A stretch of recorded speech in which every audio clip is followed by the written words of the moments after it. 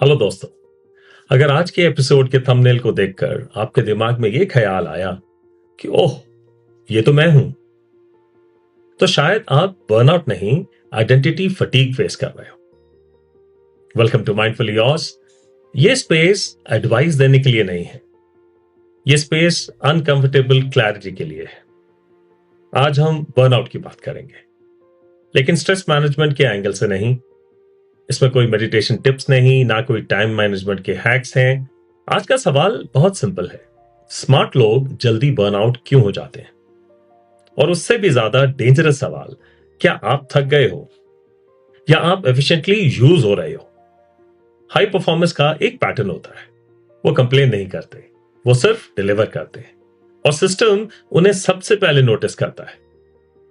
Smart लोग week नहीं होते, स्मार्ट लोग एब्जॉर्बेबल होते हैं। और आज हम यही देखने वाले हैं। बर्नआउट को लोग एग्जॉशन समझते हैं, बट बर्नआउट सिर्फ फिजिकल टायर्डनेस नहीं होता। बर्नआउट इमोशनल बैंकक्रप्सी भी होता है। जैसे बैंक अकाउंट से पैसे निकालते जाओ और डिपॉजिट बंद हो जाए। सैलरी आ रही है, टाइटल भी मिल रहा है, लिंक्डइन स्ट्रांग लग रहा है, लेकिन अंदर से कुछ ड्रेन हो रहा है। बर्नआउट तब स्टार्ट होता है जब आपका आउटपुट ग्रो करता है, लेकिन आपका इंटरनल मीनिंग श्रिंक करने लगता है।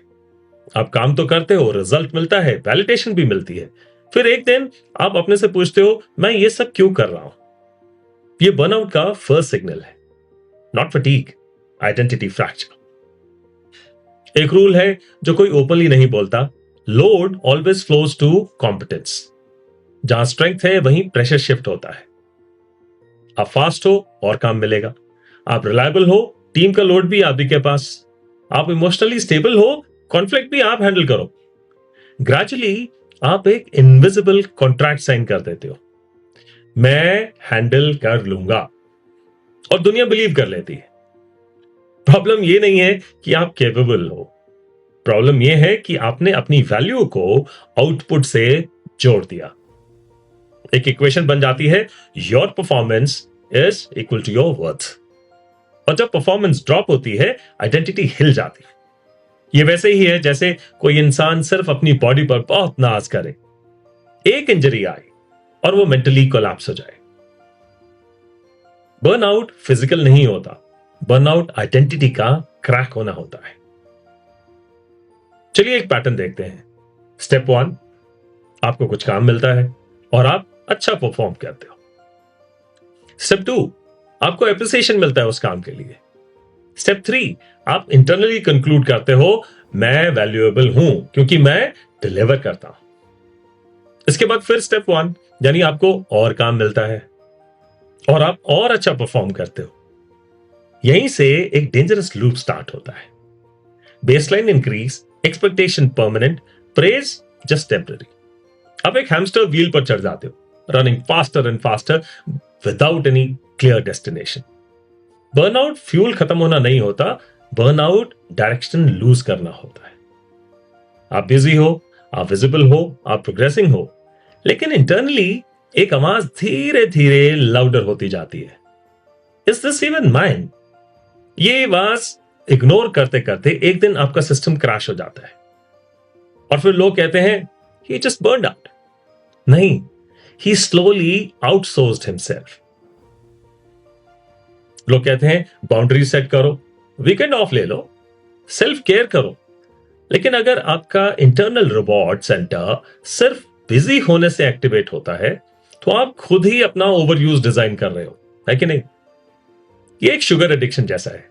आप बोलते हो शुगर कम करूंगा, लेकिन ब्रेन को रिवॉर्ड तो वहीं से मिलता है। Same with productivity. अगर आपको डोपामिन मिलता है सिर्फ तब जब आप नीडेड हो, तो रेस्ट आपको अनकंफर्टेबल लगेगा। बर्नआउट टाइम इश्यू नहीं होता, बर्नआउट आइडेंटिटी एडिक्शन होता है। अब एक अनकंफर्टेबल क्लैरिटी, ऑर्गेनाइजेशन आपको बर्नआउट नहीं करता, वो आपके बिहेवियर को रिवॉर्ड करता है। आप ओवर डिलीवर करते हो, एक्सपेक्टेशन सेट हो जाती है, आप ऑलवेज अवेलेबल हो, assumption परमानेंट हो जाता है। बर्नआउट को क्रिएटेड है। और ये गुड न्यूज है, क्योंकि जो को क्रिएटेड है वो रिडिजाइन भी हो सकता है। अब 3 जगह से स्टार्ट करो। नंबर 1, अपनी आइडेंटिटी को एक्सपैंड करो। अगर आपकी जॉब चली जाए तो बगैर उस जॉब की आइडेंटिटी के आप कौन हो? अगर आंसर ब्लैंक है तो आप डेंजर जोन में हो। Add dimensions like learner, friend, thinker, explorer, human to your personality. आप सिर्फ डिलीवरेबल नहीं हो। नंबर 2, अपनी अवेलेबिलिटी को डिफाइन करो। एक इलास्टिक इंसान स्ट्रेच होता ही रहेगा। रबर बैंड जितना फ्लेक्सिबल हो उतना ज्यादा यूज होगा। रेस्ट लग्जरी नहीं है, इंफ्रास्ट्रक्चर है। शटडाउन रिचुअल क्रिएट करो। डिफाइंड आवर्स रखो। इनविजिबल मत रहो, इंटेंशनल रहो।